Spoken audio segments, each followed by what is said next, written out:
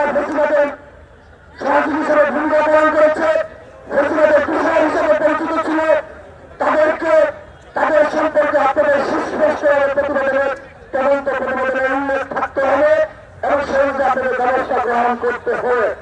আমরা আজকে কোন আলটিমেটাম দিচ্ছি না, আমরা শুধুমাত্র আপনাদেরকে দ্রুততম সময়ে এই বিচার প্রক্রিয়া শুরু করার জন্য অনুরোধ জানাচ্ছি।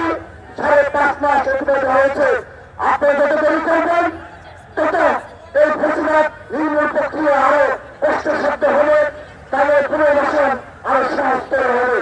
সেজন্য আপনারা সেই ইতিহাসের দায়িত্ব থেকে নিজেদের রক্ষা করতে হলে ছাত্রলীগকে এবং ফেসিবাদের কৃষকদেরকে আইনের আওতায় নিয়ে আসার জন্য উদ্যোগ গ্রহণ করবেন।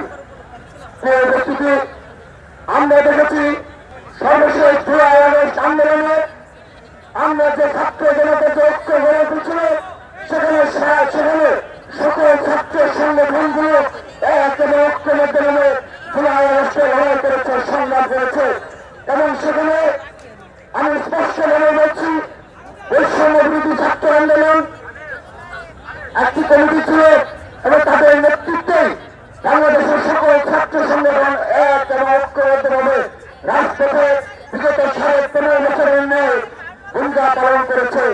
কিন্তু সর্বশেষ সময়গুলোতে আমরা লক্ষ্য করছি এই ঐক্যকে বিনষ্ট করার জন্য, শুধুমাত্র তাদের ক্ষমতা টাকামুক্ত করার জন্য এবং কোন কোনো ষড়যন্ত্রের অংশ হিসাবে কেউ না কেউ ঐক্যকে বিনষ্ট করছে।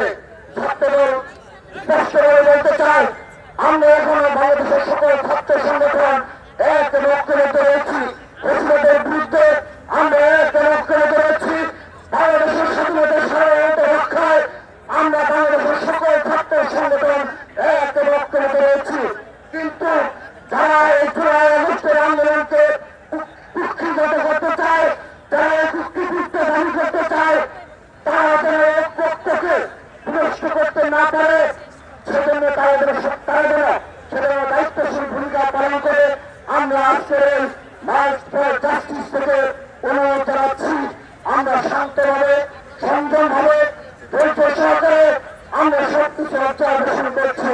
কিন্তু কেউ যদি মনে করে থাকে বিগত 15.5 বছরের ছাত্র দলের দেশ সংগ্রামকে অস্বীকার করে তুমি ইতিহাস রচনা করবে, সেই ইতিহাসকে ছাত্র দল ডাস্টবিনে নিক্ষেপ করবে। আমরা তাদেরকে হুঁশিয়ারি উচ্চারণ করতে চাই, আপনারা এমন কোন কর্মকাণ্ডে লিপ্ত হবেন না যে যা দ্বারা আমাদের ঐক্য নষ্ট হয়। এই বাংলাদেশের সকল ছাত্র সংগঠনের ঐক্য গড়ে উঠেছে 2 আগস্টে, সেই ঐক্য ধ্বংস হয়ে যান এবং পুরো ষড়যন্ত্রের অংশ হিসাবে আপনারা লিপ্ত থাকেন, সে বিষয়টি যেন ছাত্র সমাজ পরিলক্ষিত না হয়, সে বিষয়ে আপনারা স্পষ্টভাবে আপনাদের অবস্থান ব্যক্ত করবেন এবং আগামীতে ফেসিবাদের বিরুদ্ধে আমরা এক এবং ঐক্যবদ্ধভাবে বাংলাদেশের সকল ক্যাম্পাসে সহাবস্থান বজায় রেখে আমরা ছাত্র রাজনীতি অব্যাহত